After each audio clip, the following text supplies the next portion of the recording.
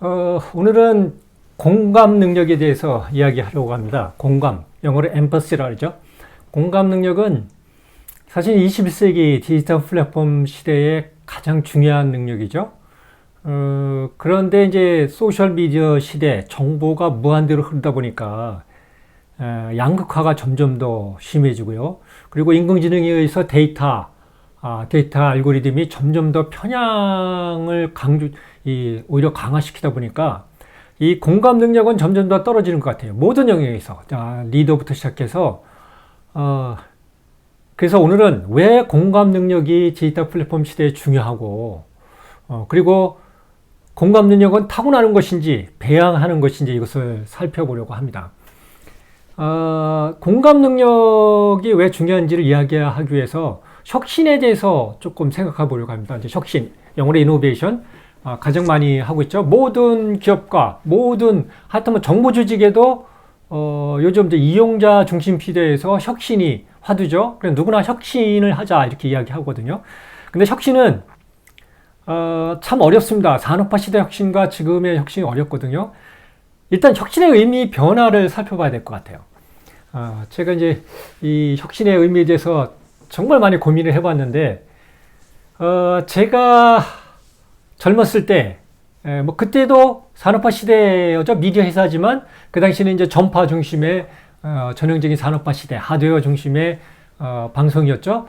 그때도 혁신이라는 말을 많이 썼습니다. 그때 가장 많이 들은 게, 혁신은 영어로 가죽 혁신이잖아요. 그러니까 새로운 그러니까 가죽을 벗겨서 새롭게 하는 것처럼 혁신은 고통스러운 거다. 이런 개념이었어요.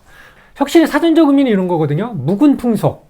그러니까 우리가 묵은 관습이나 우리가 해오던 관례, 그리고 그 조직의 문화, 그리고 우리가 일을 수행하는 방법 따위를 완전히 바꿔서 새롭게 한다. 이런 뜻이거든요. 그런데 영어에서는 이제 이걸 이노베이션이라고 쓰는데, 그래서 산업화 시대의 혁신이다. 2000년 초반까지죠. 혁신이다 그러면은 사실 구조조정이 가장 큰 요소였습니다. 그래서 혁신 그러면 구조조정입니다. 그래서 나는 이 회사를 혁신하겠다 그러면 구조조정 전문가가 들어가는 겁니다. 구조조정은 뭐냐? 사람을 해고하는 겁니다. 이런 거거든요.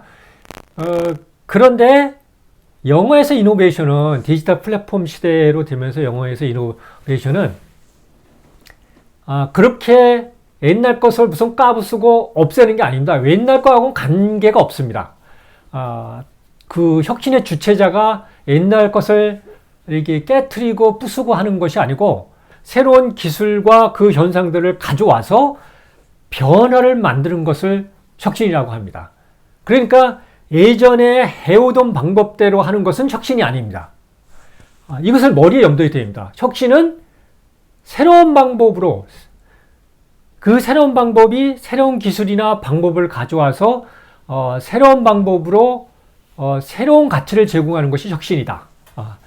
그러니까 예전 산업화 시대의 혁신은 새로운 방법이 아니라 기존에 있는 것을 바꾸어서 구조조정을 하고, 그리고 해오던 대로 비즈니스를 그대로 하는 거죠. 그러니까 그것은 엄밀한 의미에서 혁신은 아닙니다. 그래서 이제 영어에서 이노베이션의 의미를 우리말로 똑같이 번역하다 보니까 혁신이라고 하지만, 혁신은 우리가 오랫동안 상용했던 가죽을 벗기서 새롭게 만드는, 그리고 고통을 수반하는 거다. 이렇게 생각하면 안 됩니다. 물론 고통스럽습니다. 혁신은. 왜 혹시 고통스럽냐면 이게 정신적, 마인드셋, 정신 자세를 바꾸는 거거든요. 그러니까 어떤 의미에서는 고통스럽지는 않습니다. 않은데, 이루기가 더 훨씬 어렵죠.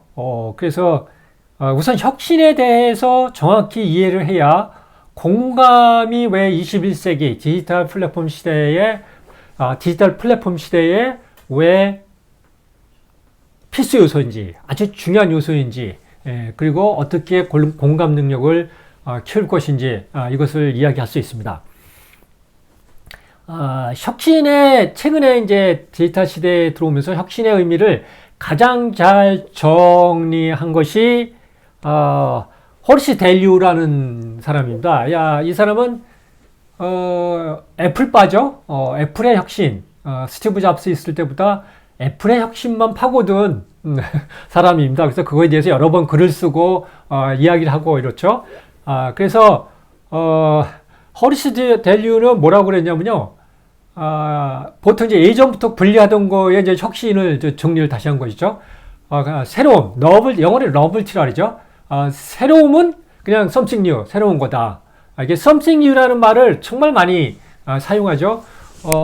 저도 이제 프로듀서 출신이니까요. 이제 우리가 프로그램을 할 때, 기획을 할 때, 항시 첫 번째 질문이, 요번에 우리가 기획하는데, something new가 뭐냐?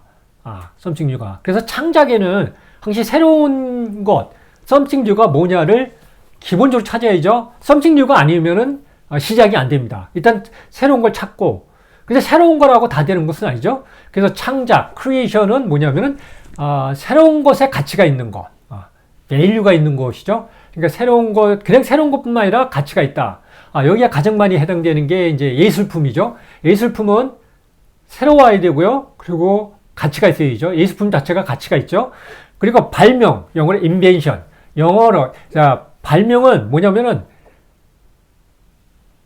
새로우면서 가치가 있는데, 그죠? 근데 예술품하고 똑같죠? 새로우면서 가치가 있는데 뭐가 있어야 돼요? 이용 가치가 있어야 되는 거죠. 영어로 utility라고 그러죠. 이용 가치가. 그래서 산업화 시대에는, 하드웨어 시대는 발명이 제일 중요했죠. 발명으로 해서 특허를 내고 그걸로 산업화 시키고. 여기에 상징적 인물이 에디슨이죠. 발명가 에디슨. 그래서 이때는 이용 가치가 있는 새로운 기기를 만드는 것이 발명이었습니다. 그러니까 산업화 2000년대 초반까지 산업화 시대에는 인벤션, 발명의 시대였고, 이게 디지털 시대로 오면서 혁신이라는 말로 바뀌었죠. 그래서 새로운 혁신을 해야 된다. 혁신해야 된다. 그러니까 허리스 델류는 뭐라고 정의를 했냐면, 혁신을 새로우면서 유용한 것, 그죠? 이용 가치가 있습니다. 그랬죠? 유용한 거. 그런데 어떻게 유용해요? 아주 매우 독창적으로. 그래서 영어로 유니크라는 말을 쓰는데요. 실리콘밸리에서 많이 씁니다. 유니크. 아주 독창적으로 새로운 거야, 우리만 갖고 있는 것이어야 벤처기업을 하든 스타트업을 하든 뭐가 가능하다는 것이죠. 새로운 수업을. 아닌 것은 남들이 하기 때문에 경쟁 우위가 없다는 것이죠. 그래서 그렇게 독창적이면서 독창적이만 하고 새롭기만 해서는 안 되는 거죠. 산업화 시대 이용가치인데 여기서는 유용한, 유용한 것이다. 이렇게 정의를 했습니다. 이게 이제 허리스 델류가 스티브 잡스의 애플의 혁신을 오랫동안 지켜보면서 스티브 잡스의 혁신이 뭘까를 정리한 게 이노베이션 혁신은 something new and uniquely useful. 새로우면서 매우 독창적으로 유용한 것이다. 이렇게 정의를 했죠. 근데 이제 이게 페이스북을 비롯해서 SNS 시대가 되면서 또 인공지능 시대가 되면서 의미가 바뀌기 시작했죠. 그 부분을 이제 더 발전시켜야 되는 거예요. 이 용어를 정리한, 허리스 델류가 정리할 때가 2010년 정도 전후였을 거예요. 스티브 잡스가 아이폰을 내면서 혁신을 하면서 그랬으니까 벌써 10년이 넘게 흘렸으니까 의미가 바뀌었죠. 여기에 이제 공감이라는 것이 나오기 시작한 거예요. 공감이 왜 나오냐면은, 기술을 이해할 때, 항시 새로운 기술이 나오죠? 그리고 사람들이 열광을 합니다. 열광을 하는데, 지난 연말에도 챗 GPT 때문에 제가 소개를 했죠. 이런 기술들이 나오고, 재작년과 작년 초에는 메타버스, 그죠? NFT 이런 걸로 블록체인 기술 갖고 난리가 났었죠. 그렇게 항시 새로운 기술은 나오고, 그것이 사람들이 열광하고 합니다. 그런데 이것이 지속을 하느냐, 마느냐는 무엇으로 판단할까요? 그것은 인간입니다. 그 기술이 인간을 위해서 존재하는 건지, 인간하고 관계가 있는 건지 없는 것이 달려 있습니다. 그러니까 이 기술이 우리 삶에 관계가 있는지, 지금, 아니면 미래에 관심이 있는지, 이겁니다. 단순히 기술을 위한 기술 중심주의는 잠시 트렌드를 뜰지 모르지만 지속성을 가질 수가 없습니다. 지속적으로 발전하는 것은 인간이 반드시 개입이 되어야 됩니다. PT. 인공지능, 언어 생성, 문장 생성, 인공지능이 관심을 가는 것은 우리가 그동안 구글이 나온 지 20년이 지났지만 20년 동안 구글의 검색에 익숙해 있고 그 구글의 검색이 이제는 엔트로피가 쌓이기 시작한 겁니다. 구글의 검색에서 더 많은 것을 우리가 원하는데 모든 사람들이 우선 뭘 찾는다 하면 지금은 모두 구글로 들어가거든요. 이거는 이제 엔트로피가 쌓인다 그러죠. 그렇게 되면은 내가 원하는 것을 더 잘 찾아줘야 되는데 구글의 검색 엔진이 이제 한계에 온 겁니다. 그 많은 링크를 내가 검색해야 되고 그래서 시간과 노력이 많이 들어가야 되거든요. 이것을 대신해 주겠다는 것이 문장 생성 인공지능입니다. 그러니까 이게 우리의 삶과 바로 연결이 돼 있죠. 그러니까 갑자기 1억 명씩 가입자가 늘어나고 돈도 몰리는 투자 자금이 몰리는 겁니다. 그래서 새로운 기술은 반드시 인간의 생활과 관계되어 있어야 되고 그래서 지금 시대를 휴먼 테크 리터러시 시대라고 합니다. 산업화 시대는 글자를 읽고 쓰고 활용할 줄 아는 리터러시 시대라고 그랬죠. 그래서 리터러시 능력을 갖춘 사람들이 아무래도 윤택한 삶을 살았죠. 지금은 그 기술을 이해하고 또 그 기술을 사용하고 우리 삶에 영향을 미치는 인간을 이해해야 된다. 그것이 휴먼 테크 리터러시입니다. 그래서 여기서 인간은 기술은 이제 기술대로 우리가 계속 공부를 하고 있죠. 여기서 인간이 이해하는데 공감력이 필요한 겁니다. 왜냐하면은 연결의 시대잖아요. 네트워크 효과에 의해서 세상이 혁신이 되고 뒤집어지기 때문에 이 연결이기 때문에 연결을 최대화하고 활성화하려면은 그 사람들에 대한 이해가 필요한 겁니다.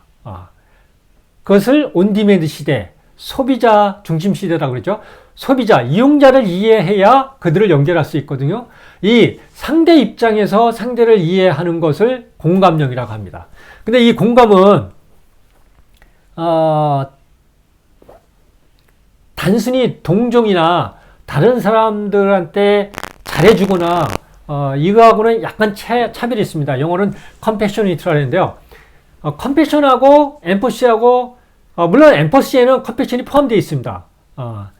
연민이나 동정이 공감에 포함되어 있죠. 그런데 공감에는 반드시 그 객관성이 있어야 됩니다. 객관성. 이 부분이 제일 어렵습니다. 공감에서 객관성을 확보 못하면은 남의 입장에서 생각하기가 참 어렵습니다. 그래서 일단 이 공감은 그런 특성이 있다. 일단 공감은 휴먼 테크 리터러시 시대에 인간을 이해하는데 가장 중요한 요소이기 때문에 점점 더 공감의 시대다. 그래서 그러면 이제 이런 걸 염두에 두고 아까 호리스 델류가 얘기한 혁신의 이 용어를 정리해 보자고요. 새로운 것, something new의 새로운 경험을 적용하고요. 그냥 새로운 서비스나 제품이 아닙니다. 새로운 경험의 시대입니다. 스티브 잡스는 새로운 경험을 제공한 겁니다. 그것을 혁신, 옛날로 말을 따지면 크리에이티브라 그러죠. 그래서 유튜브를 하는 사람들을 크리에이터라고 부른다고 그랬죠. 왜 크리에이터라고 부르냐? 새로운 걸 만드는 게 아닙니다. 예전처럼 새로운 걸 발명하고 만드는 것이 아니라 이 유튜브 크리에이터들은 새로운 경험을 주는 겁니다. 그 방법이 남의 걸 갖다 써도 상관이 없습니다. 그죠? 남이 먹방하면 나도 먹방하면 됩니다. 근데 저 사람이 주지 못한 나의 새로운 경험을 주는 겁니다. 그건 나의 역량이거나 아니면 새로운 방법이거나 하여튼 무슨 방법을 쓰던 다른 사람 걸 가져오던 이용자한테 새로운 경험을 준다. 새로운 경험인데 어떤 거요? 유스풀이라 했죠. 유효한 것이 공감으로 바꾸면 됩니다. 그러면 이것을 이제 정리하면 혁신이 뭐냐? 호리스 델류의 이 정리를 지금 10년이 지난 인공지능 시대의 환경에 맞게 정리를 하면 이노베이션, 혁신은 something new, 새로우면서 and uniquely, 독창적으로 empathical experience, 공감할 수 있는 경험. 그러니까 새로운 경험만 주면 안 되고 그 경험을 이용자가 공감할 수 있어야 돼요. 그게 무슨 뜻이에요? 새로운 경험을 했는데 이거 내가 생각을 못했지만 이런 게 있었네. 이거 정말 나한테 좋은 거야. 앞으로 필요한 거야. 이걸 느끼는 것이죠. 이게 공감이에요. 이게 유니클리예요. 이 이용자가 미리 알고 있는 것은 유니크라는 말을 쓸 수가 없죠. 독창적인 거로. 왜냐하면 이미 알고 있으니까요. 그래서 엔트로피나 고객 불편점을 제가 엔트로피 설명할 때 고객 불편점하고 다른 커스터머 페인 포인트하고 다른 것은 엔트로피는 이용자가 모르는 경우가 더 많다. 우리가 당연하다고 생각하고 있는데 거기에 뭔가 불편한 게 쌓인다. 이렇게 있죠. 이것도 마찬가지입니다. 경험인데 이용자가 이게 새로운 경험지를 몰라하는데 막상 접하면 새로운 경험인데 공감이 되는 겁니다. 이것이 혁신의 의미라는 것이죠. 그래서 혁신은 매우 중요하다. 중요하다. 그런데 이 공감은 객관성이 중요하다 그랬잖아요. 객관성이 중요한데 이 부분에서 가장 많이 틀리는 것 같아요. 대개 봤을 때 공감 능력을 뛰어나게 타고난 사람들이 있습니다. 대개 한 20, 30%의 사람들은 공감 능력을 타고났지만 거의 7, 80%의 사람들은 공감 능력을 타고나지 않습니다. 인간은 원래 이기적인 유전자를 갖고 있습니다. 저도 지금 그동안 살아온 것을 생각하면은 이렇게 이야기를 하고 공부하지만 공감 능력이 그렇게 뛰어난 것 같지는 않아요. 이게 가만히 제 행동을 보고 이렇게 되돌아보면은 이기적인 경우가 상당히 많고 내 중심적인 사고를 하는 경우가 많아요. 그래서 이 공감 능력을 선천적으로 안 타고난 사람들은 이것을 훈련시켜서 기르는 수밖에 없거든요. 그 방법이 뭐냐? 객관성을 확보하는 거라고 그랬잖아요. 근데 객관성을 내가 확보해야지. 그래서 안 됩니다.